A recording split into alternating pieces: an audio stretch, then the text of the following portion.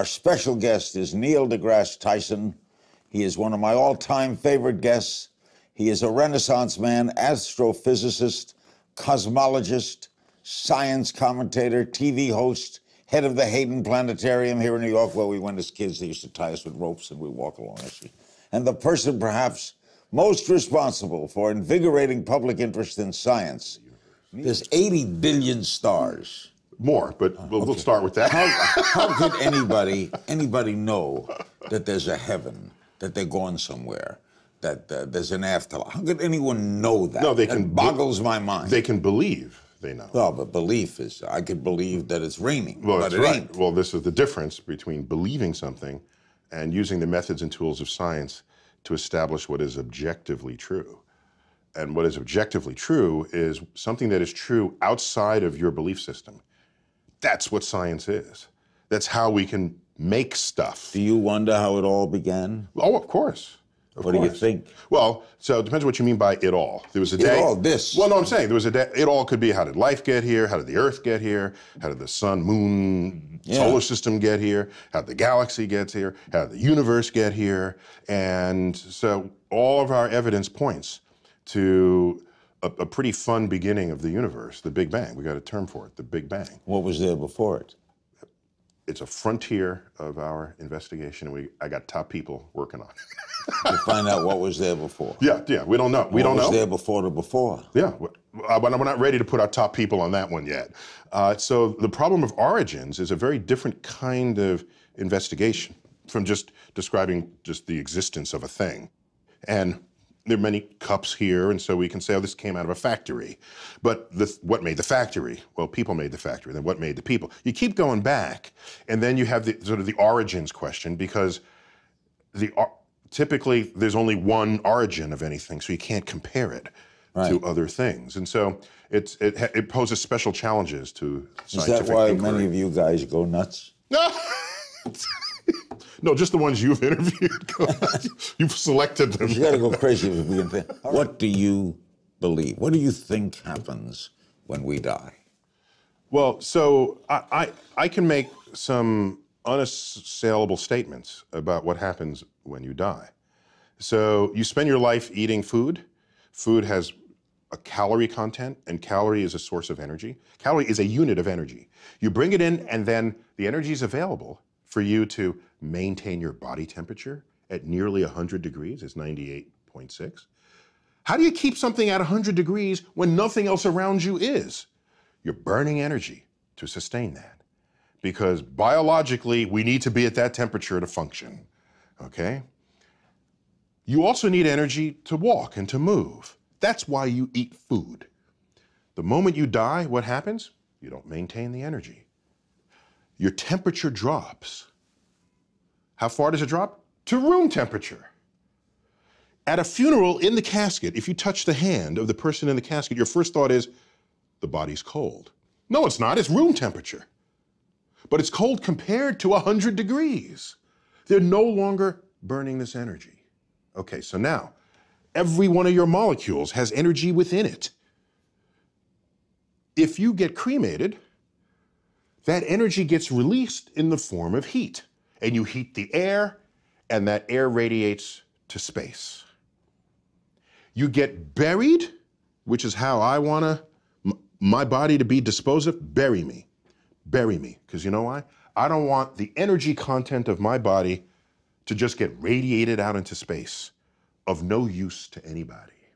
Put me in the ground. Let the worms, microbes come in and out of my body, and the energy content of my body that I had assembled over my lifetime, consuming the flora and fauna of this earth, my body then returns to them.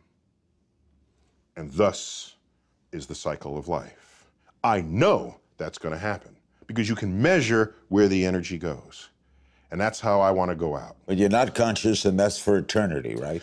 Yeah, there's no evidence that I have any consciousness of anything. And by the way, is that so weird?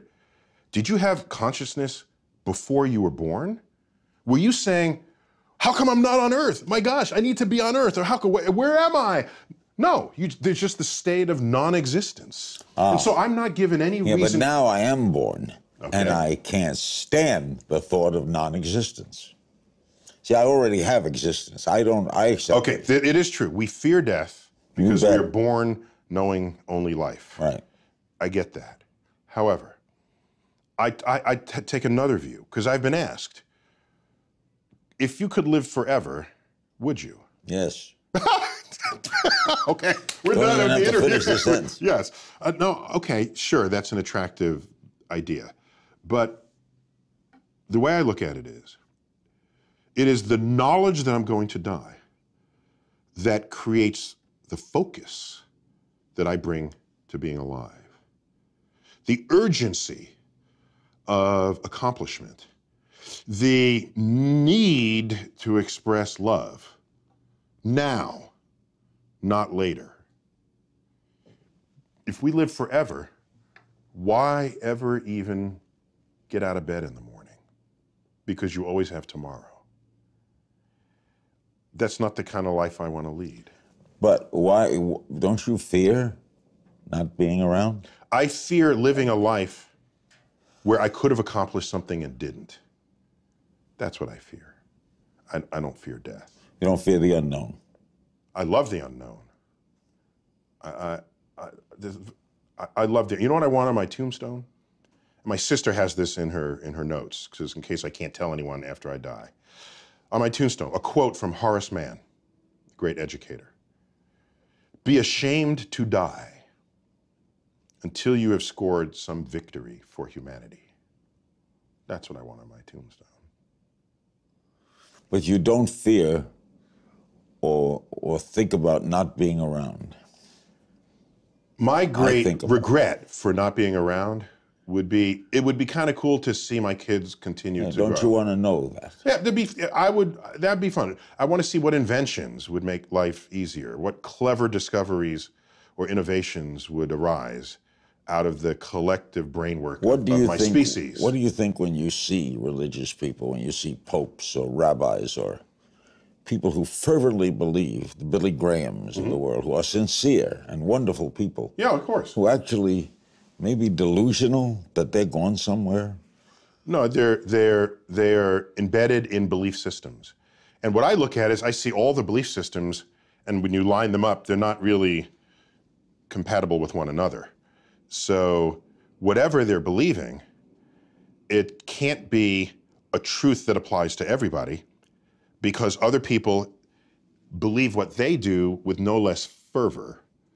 And so I sit back as a person who's interested in objective truths, and I say, well, it doesn't look like that's a path towards an objective truth. So let people continue to think and say what they want. But as a citizen of a country that is not founded on a religion, it's founded with sort of a secular construct in a way that protects whatever religion you want to express. This is protected in the Constitution. The Constitution doesn't actually mention God. Right. Rather controversial in its day. And it doesn't mention God because they don't want legislation to tell you what God to worship. They knew this. They knew how governments can persecute people who had belief systems that didn't agree with the state. They knew this.